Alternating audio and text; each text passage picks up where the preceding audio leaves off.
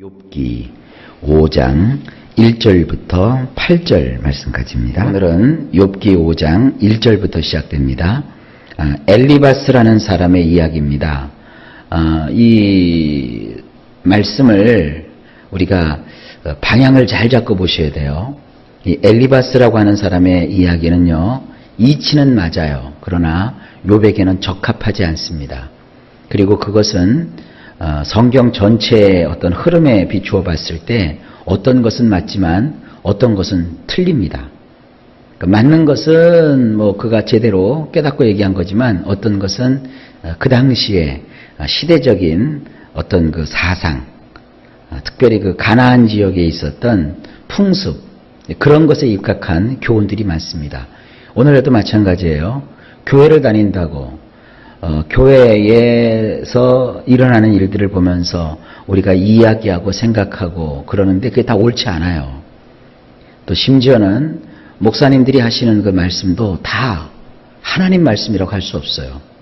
성경을 읽고 그걸 그대로 하나님의 뜻대로 전하는 듯 하지만 세상의 풍조와 사상을 가지고 그 성경을 인간 멋대로 해석함으로 그 말씀을 받는 사람들이 크게 상처를 받든지 아니면 하나님의 뜻이 아닌 어떤 세상의 뜻으로, 세상의 철학으로 하나님이 원하시는 생각이 아닌 다른 것을 붙잡을 수가 있어요. 이런 걸 염두에 두시면서 요 엘리바스가 욥에게 했던 이야기들을 좀 들어보시길 바랍니다. 자, 1절입니다. 쉽지 않죠? 너는 부르짖어 보라. 내게 응답할 자가 있겠느냐? 거룩한 자 중에 네가 누구에게로 향하겠느냐? 이것도 비아냥거리는 소리입니다. 이렇게 얘기하는 거죠. 원문을 보면 이제 불러보라. 혹 네게 대답할 자가 있을런지 거룩한 자들 가운데 누구에게로 내가 향할 텐가? 이걸 그냥 우리 성경으로 보면 이렇게 생각할 수 있어요. 부르짖어도 응답이 없구나. 아닙니다. 기도하면 응답이 있어요. 부르짖으면 하늘문이 열려요. 근데 지금 이것은 엘리바스가 욥을 향하여서 비난하는 거예요. 너 한번 불러보라. 불러보라는 것은 기도로 불러보라. 여기서 이제라는 말은요, 다른 뜻으로는요, 내가 너에게 간청한다. 이런 뜻도 있고, 혹은 한번 기도해봐라. 이런 뜻도 있어요. 그리고 세 번째, 이제, 지금 이런 뜻도 있어요. 문맥의 흐름을 따라서 제가 그래서 이제라는 세 번째 뜻을 취한 거예요. 이제 불러보라. 기도로 불러보라 이거죠. 혹 내게 대답할 자가 있을런지. 그러니까 엘리바스는 욥이 지금 하나님이 그 사람하고 동행한다라는 사실을 인정하지 않는 거예요. 너 가만 보니까 이제 하나님이 너를 떠났다. 하나님이 너를 버렸다. 네 하나님은 이제 너하고 함께 하지 않는다. 지금 그것을 밑에다가 살짝 깔아놓고 하는 얘기예요. 얼마나 비참한 얘기입니까? 너 불러보라. 너 기도해봐라. 이제 소용없어. 네 기도를 들어줄 하나님은 없어. 하나님이 계시다고 해도 네 기도는 이제 통하지 않아. 지금 이러는 거예요. 왜요? 욥의 그 비참함을 보고 야, 하나님이 계시다면 네 재산을 빼앗기게 하시겠냐? 하나님이 함께 하셨다면 네 자식이 그렇게 비참하게 죽겠느냐? 하나님이 함께 하셨다고 한다면 네가 그렇게 몸에 병이 걸렸겠느냐? 지금 이거예요. 이 얼마나 괴롭고 힘듭니까? 욥이 정말 하나님 앞에서 큰 죄를 범했다면 욥이 할 말이 없을 거예요. 그러나 욥은 지금 왜 하나님께서 나를 이렇게 어려움을 주시고 나에게 이렇게 큰 환난을 허락하셨는가? 욥은 지금 이해할 수 없거든요. 근데 우리는 알죠? 누가 그 짓 한 거예요? 사탄이란 놈이. 하나님은 항상 옳으시고 선하세요. 그러나 이 사탄은 우리에게 다가와서 그런 불행을 가져다 준다고요. 이 욥기를 보면서 여러분들 생각 속에 정확하게 새겨 넣으세요. 좋은 것은 다 누가 주시는 거예요? 하나님이 주시는 거예요. 나쁜 거, 괴로운 거, 불행은 누가 가져다 주는 거예요? 사탄이 가져다 주는 거예요. 근데 많은 사람들은 엘리바스처럼 생각해요. 불행이 좀 오고 어려움이 오면 누가 나에게 그 어려움 줬다고 생각해요? 하나님이 그러셨대요. 그러면 안 돼요. 불행은 누가 가져다 준다고요? 사탄이 가져다 주는 거예요. 하나님은 언제나 좋으신 분이세요. 그래서 여러분들 절대로 어려움이나 힘든 일이 있다고 해서 하나님을 원망하거나 하는 그런 신앙 갖지 마세요. 하나님은 언제나 선하시고 좋으시고 위대하신 분이십니다. 이게 신앙이에요. 자, 2절. 분노가 미련한 자를 죽이고 시기가 어리석은 자를 멸하느니라. 원문이 이렇습니다. 바보과에 속한 자가 화를 내다가 죽는 것처럼 미련하면 열만 올리다가 죽고 마는 것이라네. 아주 우리식으로 얘기합시다. 까불고 있는 거예요 지금. 자기는 불행 안 당할 거예요? 자기 자식들은 다 잘 될 거예요? 자기 자신은 뭐 언제나 성공해요? 지금 자기가 조금 낫다고 이 욥은 자기보다 지금 형편없는 거 아닙니까? 그 앞에 와서 지금 까부는 거예요. 너 지금 화내고 있구나. 너 지금 열내고 있구나. 바보과에 속한 사람. 바보들이나 화를 내는 것이고 미련한 놈들은 열만 내다가 죽고 마는 거야. 그러니까 너 참 웃기다 하고 지금 무시하는 거예요. 여러분 그렇지 않습니다. 남이 어려움을 당하고 불행을 당하면 혹시 나도 저런 일을 겪을 수도 있었을 거야. 나의 인생 가운데서도 저런 일이 없으리라는 보장은 없지. 그래 충분하게 여기고 불쌍히 여기고 기도해주면 얼마나 좋을까요? 그걸 꼭 이렇게 말로 말이죠. 힘들어하고 어려운 사람에게 이 얘기하면 되겠습니까? 욥이 갑자기 그냥 미련한 자가 되고 바보가 돼버리고 말았어요. 여러분도 이런 거 보면 좀 화가 나지 않습니까? 3절. 내가 미련한 자가 뿌리 내리는 것을 보고 그의 집을 당장에 저주하였노라. 이 원문이 이렇습니다. 내가 보니 바보가 뿌리를 내렸나 싶더라고. 그래서 즉시로 내가 그의 집안을 저주해버렸지. 이게 뭐 하자는 수작인지 모르겠어요. 성경 보면서 이렇게 막 감정적으로 격해지고 하는 것이 욥기입니다. 그러나 이걸 잘 보면 요즘 예수 믿는 분들이요. 예수님의 이름으로 하나님의 이름으로 욥의 새 친구 같은 짓을 많이 해요. 이거 굉장히 조심해야 됩니다. 엘리바스가 쥐가 뭔데 막 저주를 내려요. 어떤 바보가 있는데 그 바보가 인생에 뿌리를 내리는 듯, 이 뿌리를 내린다는 게 뭡니까? 인생에 이제 기반이 잡히고 인생이 이제 좀 살듯해 보인다는 거예요.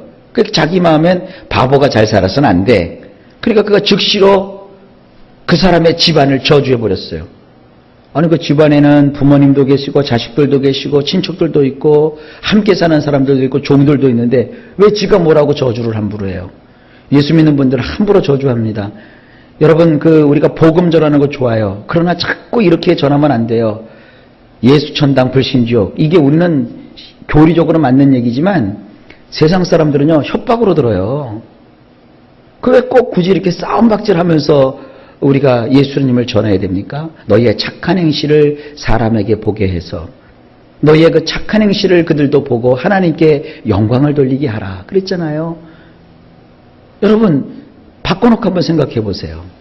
누가 와가지고 너 다른 종교 믿으면 구원받고 기독교 믿으면 지옥 간다? 그러면 여러분들이 아멘 그러실 거예요? 당장에 네가 뭔데 이러잖아요. 똑같은 거예요. 그 세상 사람들도 그거 말을 안 해서 그렇죠. 우리가 전도 때 쓰는 표현이나 이런 걸 보면 굉장히 과격하고 또 예수 천당 불신지옥까지는 안 해도 너 그딴 식으로 살면 너 인생 잘 될 것 같아? 하나님을 믿어야지. 말은 맞아요. 근데 그렇게 하면은 상대방이 악감정을 가지죠. 그런 건 우리가 신앙생활하면서 그래.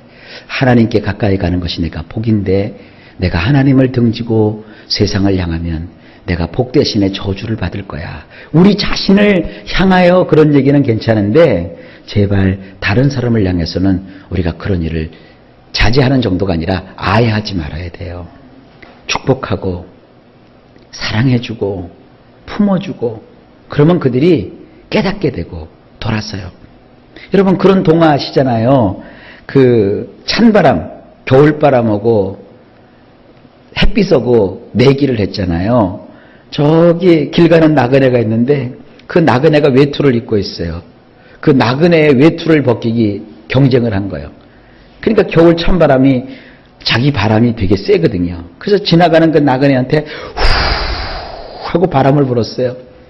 그러니까 바람이 막 세니까 이 사람의 외투가 날아갈까 봐 외투를 턱 옮겨잡은 거예요.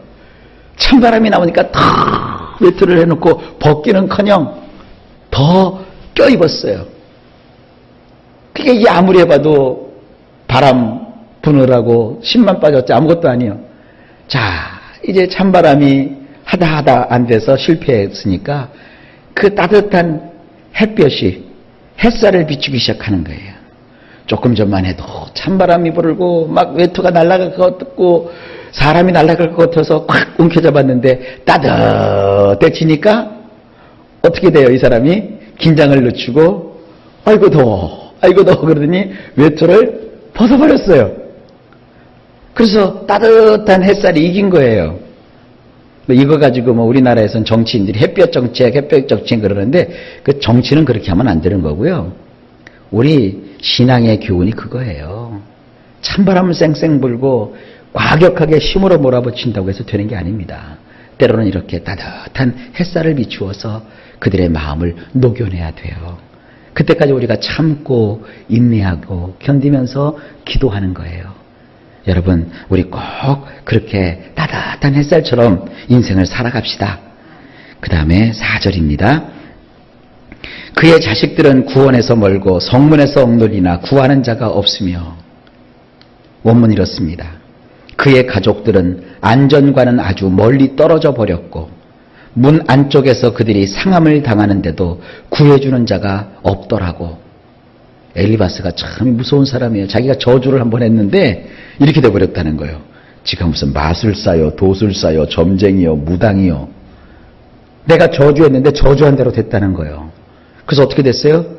그 바보 같은 사람의 가족들은 안전과는 아주 거리가 멀어져 버렸대요. 항상 거기는 안전함이 없고요. 문 안쪽에서 그들이 상함을 당하는데도 강도가 들어왔나 도둑이 들어왔나 상함을 당했는데도 구해주는 자가 없게 되었대요. 이걸 무슨 자랑이라고 엘리바스가 이러고 있어요? 자, 5절을 볼까요? 그가 추수한 것은 줄인 자가 먹되 덫에 걸린 것도 빼앗으며 올무가 그의 재산을 향하여 입을 벌리느니라. 원문 이렇습니다. 추수해 놓은 것을 굶주린 자가 먹어버리고 심지어 가시 끝에 달린 것들까지도 가져가며 덫을 놓는 자가 그들의 재산을 노리더군. 제가 특별히 설명 안 해도 참 구구절절 요즘 우리식으로 얘기하면 참 요상한 얘기를 하고 있죠. 여러분, 물론 여러 가지 우리가 인생을 살면서 다른 사람을 저주하지 않을 수는 없어요. 때로 상대방을 향하여서 속상해가지고 좀 싫은 소리도 하고 저주 비슷한 소리도 해요. 근데 가만 제가 목사로서 생활을 하면서 많이 본 건데, 성도님들이 교회를 한번 정해놓고 꾸준하게 평생을 다니는 분들도 있고, 또 어떤 분들은 그저 이렇게 교회를 자주 옮기는 분도 있고 그래요. 그런데 성도들은 그렇다고 치고 우리 이 목회자들을 보게 되면 자기한테 성도들이 오면 그건 참 좋아하고 기뻐하대요. 그러다가 자기에게서 성도가 다른 데로 가거나 떠나면 꼭 그 뒤에다 대고 저주를 해요. 나에게서 떨어지면 네가 잘 될 줄 아느냐 이러고 말이죠. 교회를 옮기니까 저주를 받는다고 그러고요. 그 왜들 그렇게 하는지 내 마음은 이해가 되고 저 자신도 그런 경우를 많이 봐요. 교회 오시는 성도들도 많이 있지만 또 같이 신앙생활 하지 못하고 떠나는 분들도 많이 있어요. 근데 인간적으로 보면은 오는 분들이 정말 저쪽 교회에서 어떻게 신앙생활을 했고 또 다른 데서는 어떻게 지내다가 왔을까, 그건 별로 관심이 없어요. 우리 교회 와서 같이 있으니까 그거 그냥 좋기만 한 거예요. 우리 교회 교인이 늘어나는 것만 행복해하는 거예요. 그럼 그 정도면 됐지. 이제 자기에게서 떠나가거나 그 떠나갈 때 보면 여러 가지 이유가 있거든요. 좋은 이유 때문에 또 가는 분도 있고 아쉬워서 가는 분도 있지만 어떤 분들은 또 관계가 별로 좋지 않아서 가시는 분들이 있어요.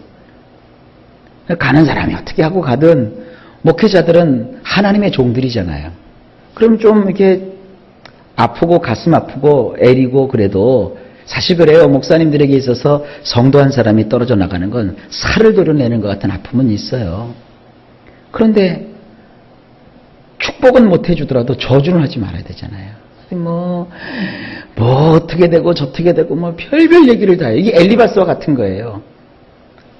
오는 사람과 가는 사람 우리가 신경 안 쓰는 건 아니지만 우리가 적어도 내 마음에 맞는다고 축복하고 내 마음에 들지 않는다고 저주하는 이런 자세는 우리 믿음을 가진 사람은 절대 가지시면 안 돼요. 내 교회에서 신앙생활을 못하면 어느 교회인가 가서 또 그 교회에 유익을 줄 수 있을 거 아닙니까? 또 그러한 나의 그 안타까운 마음을 주께서 보시면 또 어떤 다른 손길을 통해서 나에게 또 위로를 주실 수 있는 거 아닙니까? 여러분, 교회도 그렇고 인생도 마찬가지예요. 절대 여러분에게 속썩이고 아프게 한다고 해서 그 뒤돌아선 그 뒤통수, 뒷꼭지 보고 막 저주하고 그렇게 하지 마세요. 우리는 저주하는 자가 아니라 뭐예요? 축복하는 자가 돼야 돼요. 어렵지만 힘들지만 여러분 축복하십시오. 그러면 하나님이 기뻐하시고 오히려 더 좋은 걸 여러분에게 주실 거예요. 6절입니다. 재난은 티끌에서 일어나는 것이 아니며 고생은 흙에서 나는 것이 아니니라. 이것도 많은 분들이 인용하더라고요. 이것도 좋은 얘기가 아닙니다. 이건 그 당시의 속담이에요. 속담. 한번 보실까요? 진정 먼지 따위에서부터 재앙이 나오는 것이 아니며 대지 따위에서부터 고생이 튀어나오는 것이 아니네. 이게 무슨 얘기예요? 이유 없이 고생하겠느냐 이거예요. 이유도 없는데 재앙을 당하겠느냐 이거예요. 요즘 그런 말 참 많이 하대요. 뭐 이웃 나라가 지진이 있고 태풍이 있고 뭐 해일이 있고 사람들이 죽으니까 이제 그 너무 속상해서 그러셨겠죠. 그 나라 죄 받아서 그렇대요. 죄 받아서. 여러분 죄 받아서 그렇게 망할 것 같으면요 안 망할 사람 어디 있어요? 자꾸 이런 식으로 생각하면 안 돼요. 가만히 있는데 먼지구덩이에서 어쩌다가 그냥 재앙이 튀어나오는 줄 아느냐? 애매하게 그 대지에서 고생이 튀어나오는 줄 아느냐? 다 지가 죄받을 짓을 했기 때문에 그런 일을 겪는 거야. 제가 늘 요별하면서 강조할 거예요. 말은 맞는 것 같아요. 이치는 옳은 것 같아요. 그러나 불행을 당한 자 입장에서 볼 때는 그렇지 않습니다. 아무것도 잘못한 것도 없고 자기 생각에 아무리 봐도 벌받을 짓을 안 한 것 같은데도 그게 벌받는 것처럼 하는 일이 생길 수 있어요. 그러니까 인생이라고 하는 것을요 무슨 수학 공식처럼 딱 정해가지고 고생, 재앙 이것은 그냥 아니 땡 굴뚝에 연기 나겠느냐 뭐가 있어서 그런 게 생기는 거야. 네 죄를 네가 알렸다. 자꾸 지금 무슨 변사또 다니면서 그렇게 하지 마세요. 그 춘향이가 뭐 잘못해가지고 그 변사또한 테 그렇게 고초를 겪고 그 칼을 뒤집어 쓰고 죽임을 당할 그런 위기에 처했겠어요? 변사또 욕심 때문에 그런 거예요. 그리고 춘향이는 자기 사랑하는 낭군 언제나 오려나 하고 그 낭군 사모하며 기다린 것밖에 없어요. 그 수절을 하겠다고 해갖고 그거 고초를 겪은 거 아닙니까? 그런 애매하고 억울한 아픔도 있는 거예요. 그러니까 여러분 절대 우리 예수 믿는 분들은 축복하는 자가 돼야 되고 다른 사람의 재난과 고통을 자꾸 이렇게 권선징악식으로 생각하지 마세요. 이 6절 말씀은 성경의 사상이 아닙니다. 이거는 그 당시 하나님을 모르는 사람들의 사상이고 다른 이방신을 섬기는 사람들의 사상이에요. 그러니까 이런 것들을 조심하시기 바랍니다. 7절입니다. 사람은 고생을 위하여 났으니 불꽃이 위로 날아가는 것 같으니라. 이것도 성경 말씀 아닙니다. 어려움 당하는 사람 이런 구절 딱 성경에 있다고 끄집어내 갖고 사람은 고생을 위해서 낳는 것이니까 다 이렇게 하면서 뭐 우두두두두 얘기를 해요. 원문 이렇게 돼 있어요. 진정 인간은 고생을 위해서 태어난 것인가 보네. 불티들이 위쪽으로 날아오른 것 같더군. 불씨가 이렇게 위로 불을 지피면은 장작 같은 걸 태우면은 불씨가 위로 막 올라가잖아요. 그것처럼 인간이라는 존재 자체도 고생을 위해서 태어난 거래요. 제가 반박을 좀 할게요. 엘리바스는 아마 욥과 같은 그러한 그 고난을 당했으면 그 사람은 자살했을 거예요. 아니면 하나님을 향하여 저주했을 거예요. 그 사람은. 이런 사람이 욥이 지금 어려움 당한다고 자꾸 이런 소리를 해요. 사람이 고생을 위해서 태어난 거 아닙니다. 하나님이 인간을 만드신 목적이 뭐예요? 이사야서에 보니까 나는 너희를 나의 찬송이 되게 하기 위해서 내가 만들었다. 하나님께 찬송하는 존재로 하나님 우리를 만드신 거예요. 하나님은 우리 인생에게 복을 주시고 우리로 하여금 생명을 주시고 그러기 위해서 우리를 만드신 거예요. 괜히 이 성경에 기록했다고 이게 다 하나님 말씀은 아닙니다. 이런 데 붙잡혀가지고 고생을 합법화시키지 마세요. 사랑하는 자여 내 영혼이 잘됨 같이 내가 범사에 잘되고 강건하기를 내가 간구하노라. 하나님 우리를 잘되게 하시는 분이세요. 고생 가운데서도 건져내시는 것이고요. 고난과 환난 속에 있는 우리를 끄집어내시는 것이고요. 사람이 감당치 못할 시험당함을 허락지 아니하시고 시험당할 쯤에 또한 피할 길을 내사 너희로 능히 감당하게 하시느니라. 기뻐하고 즐거워하고 행복하게 살도록 우리를 지으셨지 고생하고 망하고 환난당하라고 하나님 만드신 거 절대로 아닙니다. 8절 나라면 하나님을 찾겠고 내 일을 하나님께 의탁하리라. 이것도 참 괘씸한 얘기예요. 욥은 지금 하나님 안 찾나요? 욥의 지금 문제가 뭐예요? 찾아도 하나님이 침묵하시잖아요. 부르짖어도 하나님께서 대꾸해 주지 않잖아요. 그게 욥의 괴로움이지. 욥이 하나님을 안 찾았어요? 자, 원문은 이렇게 되어 있습니다. 그렇지만 나는 하나님을 향하여 문의하겠네. 엘로힘께 나의 방법을 맡기겠네. 자기 혼자만 똑똑해요. 욥은 하나님을 향하여 물어보지 않았겠어요? 하나님께 어떻게 하면 좋겠냐고 부르짖지 않았겠어요? 이렇게 다 아는 얘기 가지고 이렇게 까불까불하면 안 돼요. 이럴 땐 이렇게 해야 되는 거예요. 욥, 당신도 알지 않습니까? 우리는 하나님을 찾아야 되는 존재들이고 그리고 우리의 모든 삶의 방법과 방식과 길을 하나님께 우리가 맡겨야 되는 거 아닙니까? 그러니까요, 우리 함께 찾아봅시다. 당신 혼자 찾다가 안 찾아지니까 많이 힘들죠? 나도 같이 한번 찾아줄게요. 나도 같이 금식해 줄게요. 나도 같이 옆에서 당신이 기도할 때 함께 기도할게요. 그래야지. 넌 왜 하나님 안 찾냐? 넌 왜 기도 안 하느냐? 그 사람 하고 있어요. 그러니까 같이 함께 기도하는 자가 돼야죠. 이렇게 다른 사람을 향해서 공격하는 이런 자세를 갖지는 마세요. 그러니까 요 말은 말 자체는 맞지만 요 옳은 말을 지금 욥에게 잘못 적용하고 있는 거예요. 이런 그 구분을 가지시면서 욥기를 보면 재미도 있고요. 또 깨달음도 깊이 가질 수 있습니다. 자, 이런 걸 제가 구별해 드릴 테니까요. 오늘도 같은 기록된 말씀이지만 하나님이 원하시는 말씀이 있고 또 하나님과는 상관없는 말씀이 있고 이게 구분이 좀 되셨죠?